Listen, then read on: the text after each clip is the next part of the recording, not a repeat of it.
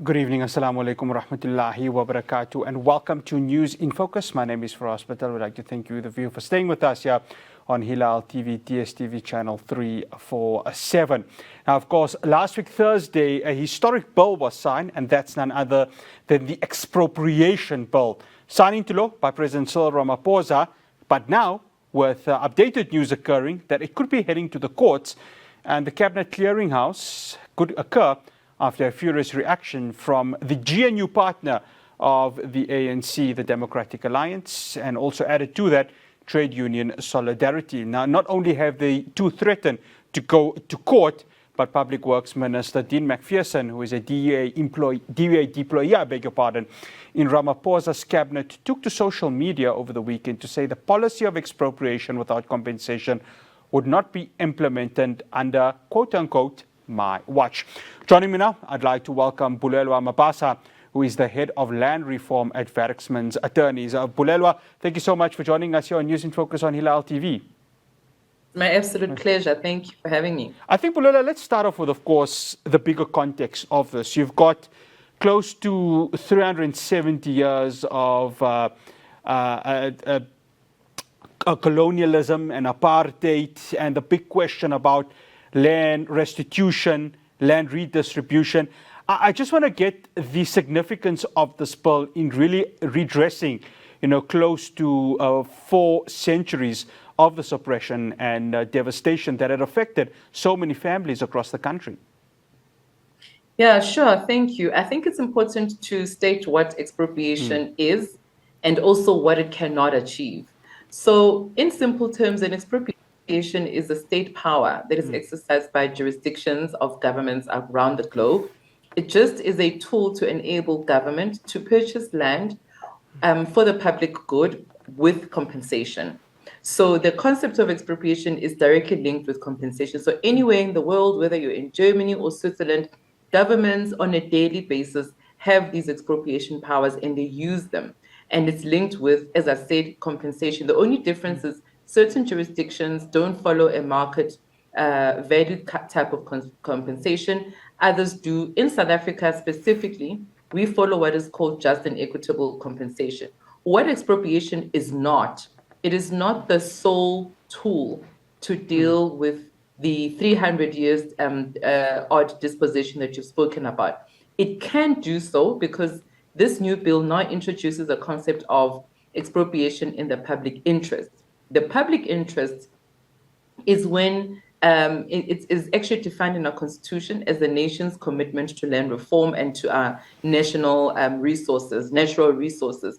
So what that means is that although this expropriation power is used day to day for government administration, what this new bill tries to do, it also then adds a new element to say you can also use expropriation in order to acquire land for land reform purposes.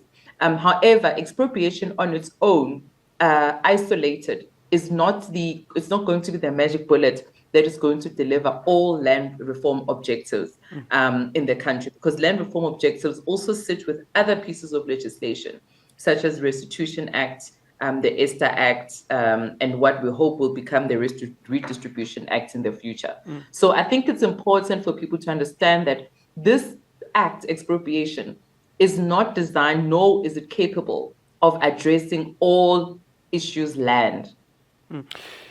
So, Bulelwa, I mean, if you've got land, let's just say you're a landlord of whatever land is that you, of course, attained. How you've attained it, of course, either you're buying it or, in many cases, what we've seen during apartheid and colonialism, land that was taken during those years. So how does government then approach them, of course, dealing with the current generation? I ask this because part of the argument from the DA and Solidarity, Freedom Front Plus, or actually any organization that is completely against this is saying, well, you just can't take it for the sake of taking it. So how does government play that balancing act in trying to say, we'll take this land, but you also need to have that careful consideration, adding compensation to this? Yes, so unfortunately or fortunately, whichever way, where you sit in society, when the Kempton Park negotiations were happening between the National Party and the ANC, they needed to strike a balance between kind of alleviating or pacifying the rights of those that already had the land, which is in the white people majority, and also the land reform objectives to make sure that Black people are also given land, given the historical injustices.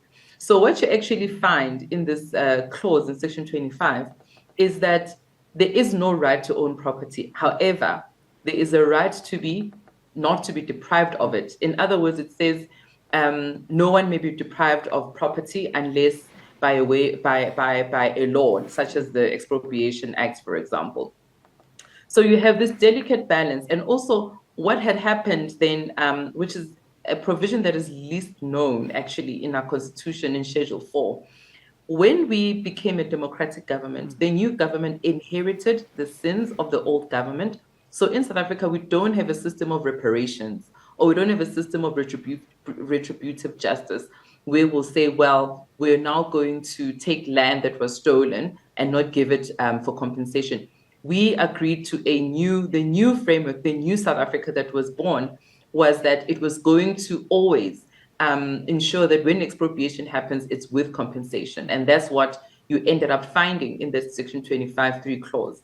It's that we agreed, or rather the parties that were negotiating the constitution at the time, agreed that we were going to build a new future that was not going to be based on punishing the wrongs of the wrongs of the historical wrongs. We adopted in our constitution a system that said the old apartheid state, or rather the new state steps into the shoes of the old apartheid state, and it's that state, the new state, has to pay compensation, even in circumstances where the colonizer, as it were, did not pay compensation when the land was taken from Black people in 1913. So that is just a philosophical, political question, and that has led to what we have currently, which was a compromise of two parties that were trying to chart a path forward for the country. Bulelwa, and we've got about 5 minutes before we go to the break. I want to touch on two parts of the Constitution. So let's start off with Section 25(4)(b). Property is not limited to land, thus any property, including movable property and immovable property, may be expropriated. So this has been, of course, a discussion. I've been in social places during this weekend, just trying to work out what it is. So what we're seeing, of course, in the city of Johannesburg, where we have the city taking over property that is not currently being occupied. Am I right in saying there's another way of doing it? So it's not limited to, for example, agricultural land, which is, of course, seen as this supposed context of land expropriation without compensation. Maybe give an idea to the viewers what this part of the Constitution means. I mean, heading into, of course, why this bill really speaks to both of that.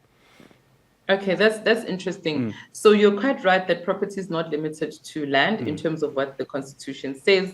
For example, as you're saying, inner city buildings, a building on its own might not be land, but it is a property that would be subject to expropriation. If, for example, it's unused, the owner has abandoned it, the owner is not traceable, the building is unsafe. We've seen buildings go up in flames and people lose their lives in the city.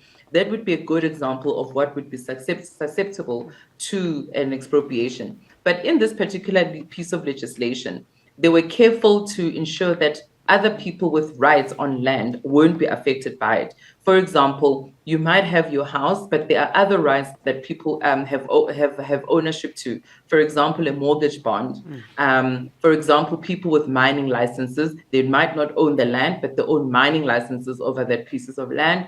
And there's other also examples like people with water licenses, for example. This act does not affect those third-party rights, or what we call limited real rights, are not affected by this. And it was said exclusively, expressly in the act that those were not going to be affected. So the application of this act is going to be largely on vacant land in my reading of it.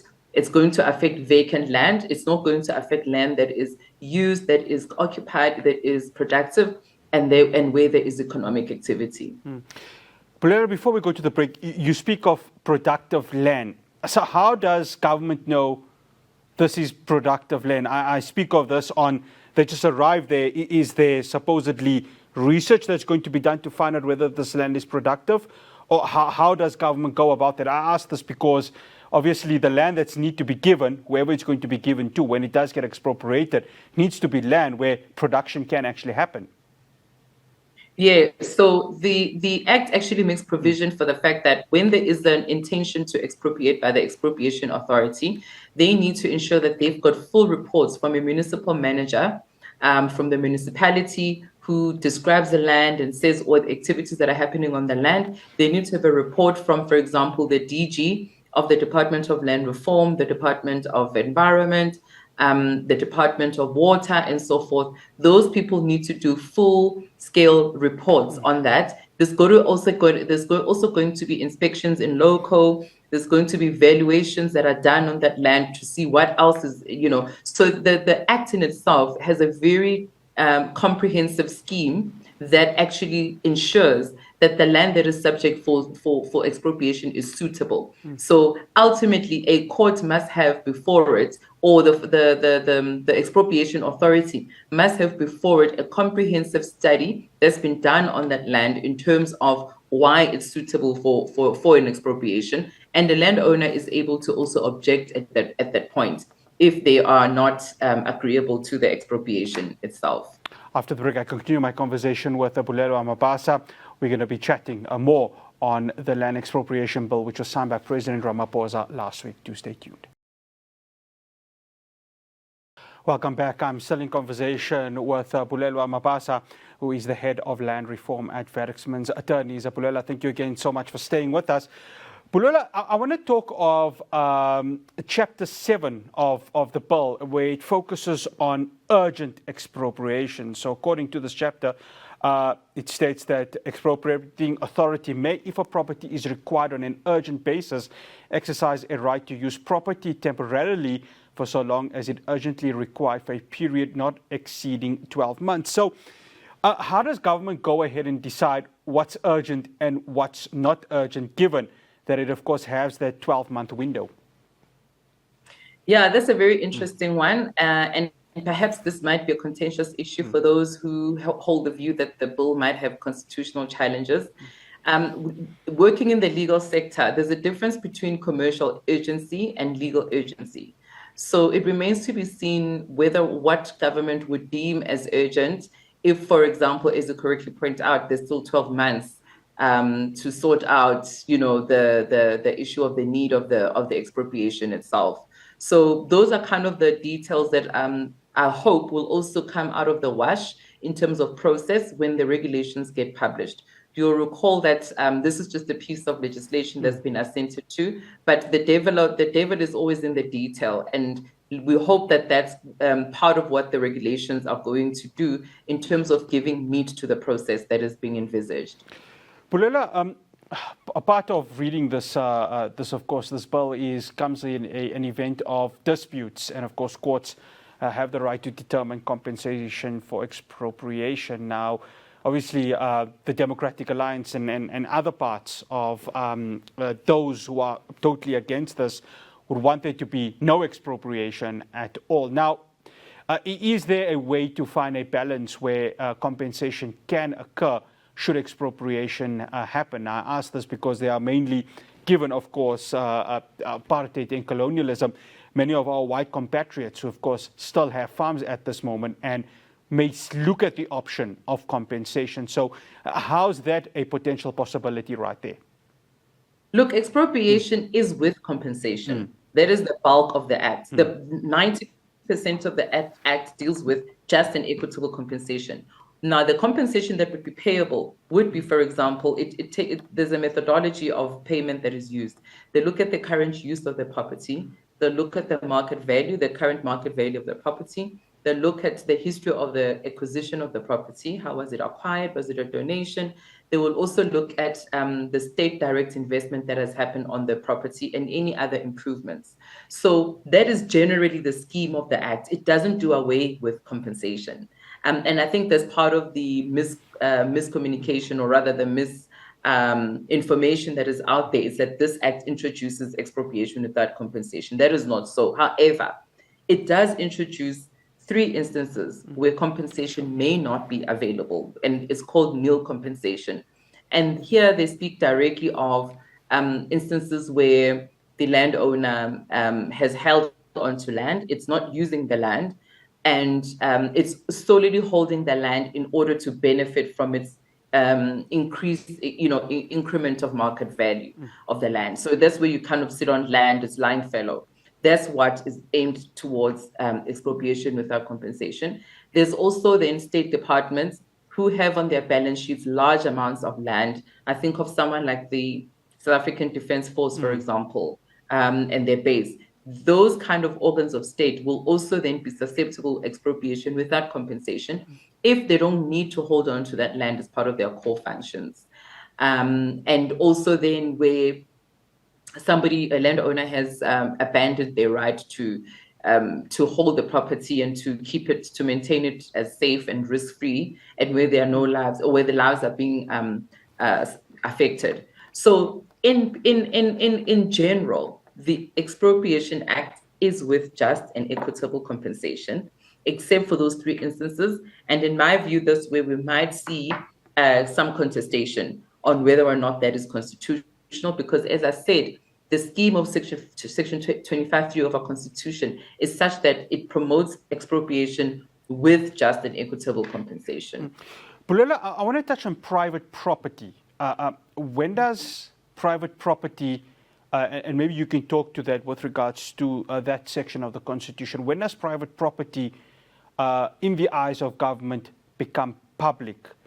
For those who, of course, hold private property and are probably either watching this broadcast or have read the bill or have maybe listened to other broadcasts and say, okay, it's time to panic because the property that I own as a person may be seized by the state. So private property comes in a lot of ways. It comes in ownership, which is the highest right to own property.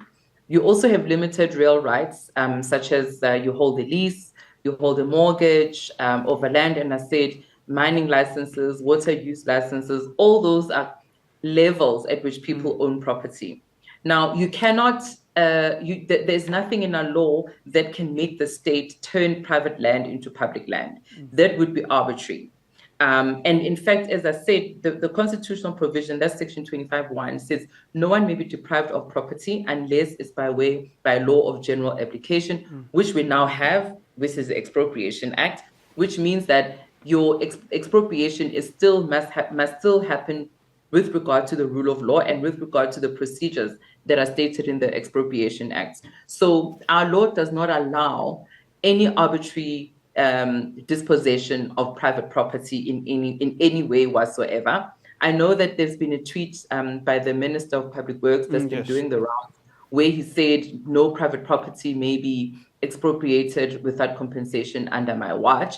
I think what he needs to have said is that the expropriation as a concept would only apply in circumstances where the land has no use, or where the land has there's no possibility of disrupting social or economic activity. So the act does not target private property. I think quite on the contrary, what it does is that it needs to allow the state to be able to acquire land that is needed for a public purpose or in the public interest in a manner that is prescribed, that is lawful, that forms part of the rule of law, as it does so in the Expropriation Act. Bulelwa, you've mentioned something important there, not disrupting social and economic activity. Looking at the bill in its current form, does this allow for it not to occur, given the fragility of our economy at this moment? Yeah, I think for me, this bill is a step in the right direction, because there's been, kind of a hullabaloo, a storm over whether people's homes would be subject to expropriation, people's businesses and commercial interests. What this does is that it provides clarity, and it also aligns itself with the Constitution. Remember, this bill was a 1975 bill, so it was 50 years out of date. And so what is the only thing that this bill does now, it aligns itself with the Constitution when it comes to the issue of compensation. So, and I think this would be a welcome development for business, for capital, for investors, because they would now have a clearer sense in terms of what would be susceptible to an expropriation and what wouldn't be. Bulelwa, one final question. There have been many choruses that have been coming, most of them from the liberals within this country, saying that we are heading into the realm of our northern neighbors, and that's none other than Zimbabwe. Now, I must say that of course, the fact that we've got a piece of legislation like this and it's within the Constitution, I think protects us from that actually ever occurring. But from a Bulelwa Mabasa point of view, I mean, how do you quell those fears, given that there's no real way we're heading in there, but the fact that there are choruses happening really brings about unnecessary panic? Yes, I think there's got to be a very, very important distinction between grabbing land and what the Expropriation Act does. As I said, the Expropriation Act is part of a constitutional framework. Land reform objectives are part of the framework. All of these processes are governed by law, they're governed by statutes, they are acts of parliament that were passed in the democratic state, and they've got to be implemented. So the difference between what has happened in Zimbabwe and where we are now is that in Zimbabwe, the government of the day were, or rather the United Kingdom, when they got into an agreement with Zimbabwe, they had promised the Zimbabweans that they were going to let go and kind of donate certain pieces of land, and all of those promises just did not take place. And then what ended up happening was that the Zimbabwean government, along with the farmers in Zimbabwe, ended up taking the law into their own hands. And then that's what led to these mass mass deportations and mass dispossessions of from white farmers. This is not the situation where we are at. Everything that we are doing in terms of land reform or expropriation is constitutional, is based on the rule of law. So for as long as we have the rule of law and we have access to courts, there should be no concerns around the issues that happened in Zimbabwe, which was when frustrations happen on the ground and people then take the law into their own hands. This is not the situation that we find ourselves in South Africa. Bulelwa, thank you so much for joining us here on News in Focus on Hilaal TV. Much appreciated. Thank you so much for having me. The absolute pleasure. That's Bulelwa Mabasa, who is the head of land reform at Werksmans Attorneys. So we have the DA, we have Solidarity, possible other political parties that may enter this court proceedings to have this bill being stopped. But President Cyril Ramaphosa, and one would say most of the cabinet that are backing him in this, say this is the step in the right direction. Well, don't go anywhere. After the break, we are going to be moving to Jenin. Israeli attacks have continued to occur in that part of Palestine. I'll be speaking to freelance journalist Rafa Muzma after the break.